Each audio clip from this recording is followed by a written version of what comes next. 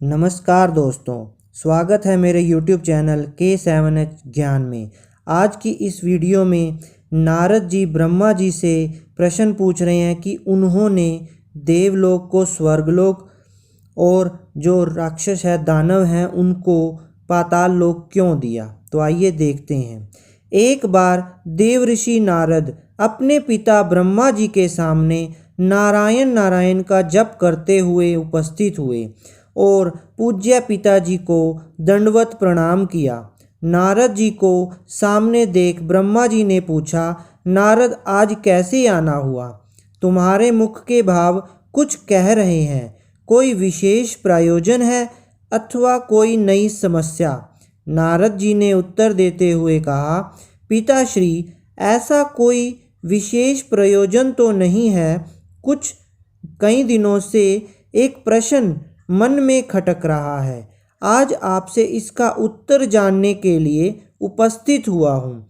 तो फिर विलंब कैसा? मन की शंकाओं का समाधान शीघ्रता से कर लेना ही ठीक रहता है, इसलिए निसंकोच अपना प्रश्न पूछो। ब्रह्मा जी ने ऐसा कहा। पिताश्री, आप सारे सृष्टि के परम पिता हैं। देवता और दानव आपकी ही संतान हैं। भक्ति और ज्ञान में देवता श्रेष्ठ हैं तो शक्ति तथा तपाचरण में दानव श्रेष्ठ हैं। परंतु मैं इसी प्रश्न में उलझा हुआ हूँ कि इन दोनों में कौन अधिक श्रेष्ठ है, और आपने देवों को स्वर्ग और दानवों को पाताल लोक में जगह दी, ऐसा क्यों? इन्हीं प्रश्नों का उत्तर जानने के लिए मैं आपकी शरण में आया हूँ। नारद ने ब्रह्मा जी से अपना प्रश्न बताते हुए कहा। नारद का प्रश्न सुन ब्रह्मदेव बोले, नारद, इस प्रश्न का उत्तर देना तो कठिन है और इसका उत्तर मैं नहीं दे पाऊँगा, क्योंकि देव और दानव दोनों ही मेरे पुत्र हैं एवं अपने ही दो पुत्रों की तुलना अपने ही मुख से करना उचित नहीं होगा। लेकिन फिर भी तुम्हारे प्रश्न का उत्तर ढूंढने में मैं तुम्हारी सहायता कर सकता हूँ। तुम आज ही देवों और दानवों दोनों को मेरी ओर से भोजन का निमंत्रण भेजो। कल ही हम उनके लिए भोज का आयोजन करेंगे और कल ही तुम्हें तुम्हारे प्रश्न कि देव क्यों स्वर्गलोक में हैं और दानव पाताल लोक में का उत्तर भी मिल जाएगा। नारद तत्काल ही असुरों और देवों को निमंत्रण दे आए। दूसरे दिन दानव ब्रह्मलोक में भोजन का आनंद लेने के लिए पहुंच गए और उन्होंने पहले पहुंचने के कारण भोजन की पहली शुरुआत खुद से करने के लिए ब्रह्मा जी से आग्रह किया। भोजन की थालियां परोसी गई। दानव भोजन करने के लिए बैठे। वे भोजन शुरू करने ही वाले थे कि ब्रह्मा जी हाथ में कुछ लकड़ियां लेकर उनके समक्ष उपस्थित हुए और उन्होंने कहा, आज के भोजन की एक छोटी सी शर्त है। मैं यहाँ उपस्थित हर एक अतिथि के दोनों हाथों में इस प्रकार से लकड़ी बांधूंगा कि वो कोहनी से मुड़ नहीं पाए, और इसी स्थिति में सभी को भोजन करना होगा।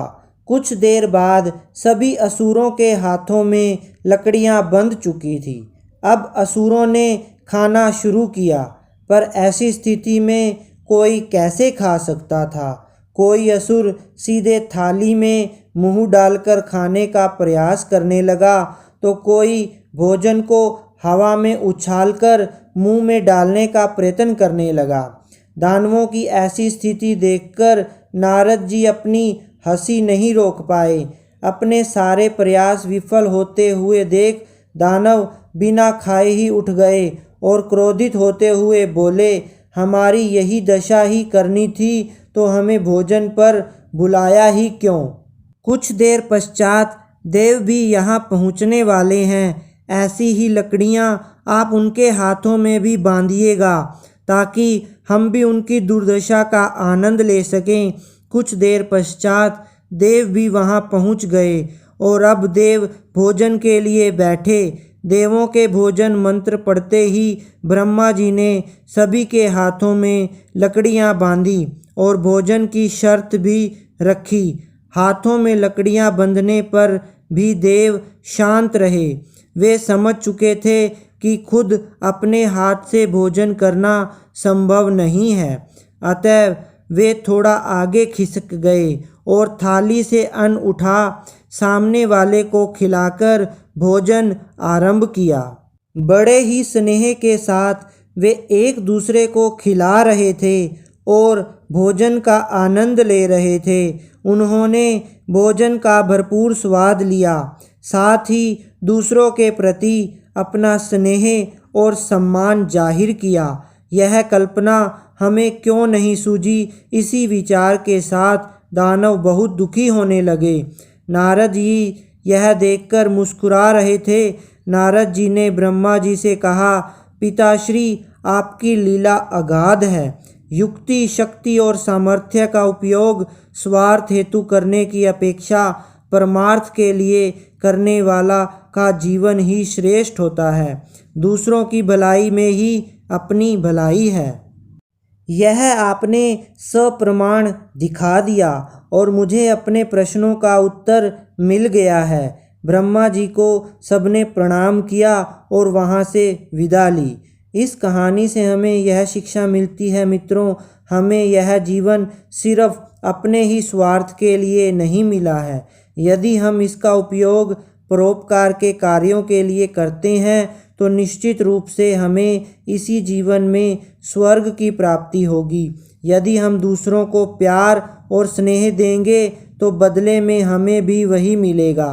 यदि हम अपने सामर्थ्य के अनुसार हमारे समाज के लिए एक छोटा सा योगदान भी दे सकें तो यह अपने आप में एक बहुत बड़ी उपलब्धि के बराबर है।